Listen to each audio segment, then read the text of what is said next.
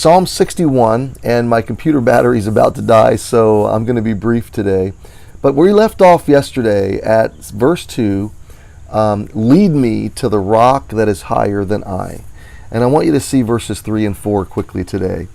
For thou hast been a shelter for me, and a strong tower from the enemy. I will abide in thy tabernacle forever. I will trust in the covert of thy wings, Selah. So David has already said in verse 2 that he's overwhelmed. His heart is overwhelmed. So the question is, what does a follower of God do when he's overwhelmed? And we should expect every now and then to be overwhelmed.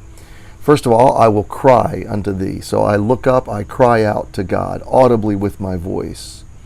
Then I pray for leadership. I ask God to lead me, not to my own ways or desires, but to himself. Lead me to the rock. And to hide within his knowledge, his reasons that are higher than me. He's higher than I. His wisdom, his ways are beyond even my understanding. What David does next is very insightful and I think profound. He looks back and he looks forward. There are two great things.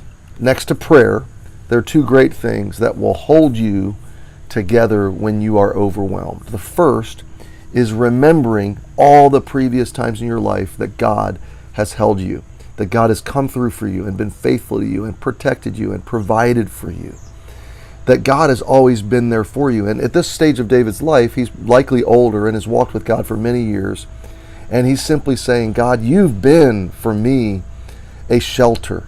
Over and over, David's saying, I've run into God, I've found shelter in him.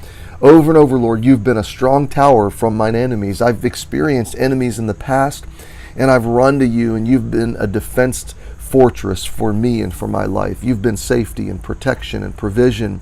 You've been with me and surrounding me. You've been my defender and my avenger. And so David is recounting what God has been. He's remembering.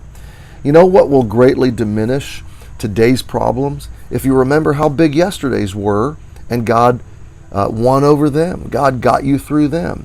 You remember the big things he's brought you through, the other times you've been overwhelmed and how faithful he's been to you. And that will greatly strengthen you. But then David says something else. He says, I will.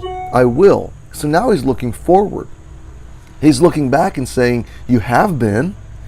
And now he's looking to his destination. And he's saying, I know for certain, one thing I'm sure of, no matter what happens in this life, I will abide.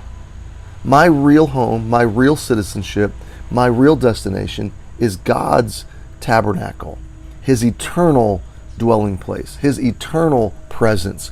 God, I know where I've come from because you've been a shelter and a tower for me. And Lord, when I look forward, it might be through fog, it might be through chaos and confusion. I might feel vulnerable and afraid. I might be overwhelmed, but I know this for sure. I will one day abide in your tabernacle with you in your presence forever. And so, and look at this, the last part of verse 4. And so basically, until then, I will trust. I will trust. In what? In the covert, in the covering of thy wings. Like a mother hen or like a bird covers her chicks in a storm or from a vulnerable predator, a dangerous predator. She protects them in their vulnerability. So God views me as his, and he covers me with his wings, and I'm hidden in him. I'm in his fortress. He protects me from my enemies. And what David is saying is, I know where I've come from, and you've been good to me. You've been with me. You've been a shelter for me. And I know where I'm going. You're going to be my final destination, your presence forever and ever and ever, and nothing can take that away. And so until then, I'm going to trust. I'm going to trust the covering of your wings. I'm going to rest in the fact that right now you have got me, and you've covered me, and you're with me, and you're going to protect me. What a beautiful and profound meditation for today. I hope you'll take today verse 3 and 4, and you'll take it personally, and you'll make it actionable. For thou hast been a shelter for me. How has God been a shelter for you? And a strong tower from my enemy. How has God defended you and fought for you in the past? How's he navigated you through difficult, overwhelming times? And then I will abide in thy tabernacle forever. No need to fear the future. No need to fear death or sickness or illness. No need to fear what this temporary life can throw at you. Why? Because your final destination is the presence of God.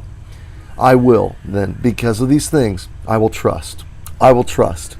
Do you see David's overwhelmed heart settling down? I will trust in the covering, the covert of thy wings.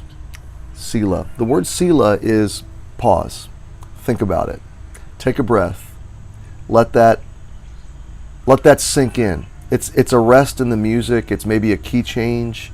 It may be a melodic directional change, but it's a segment of the music that just says, I'm not going to talk right now. I'm just going to stop and think about that. So today, my friends, stop and think about these verses and let them encourage your day. Happy Thursday, and I'll see you tomorrow.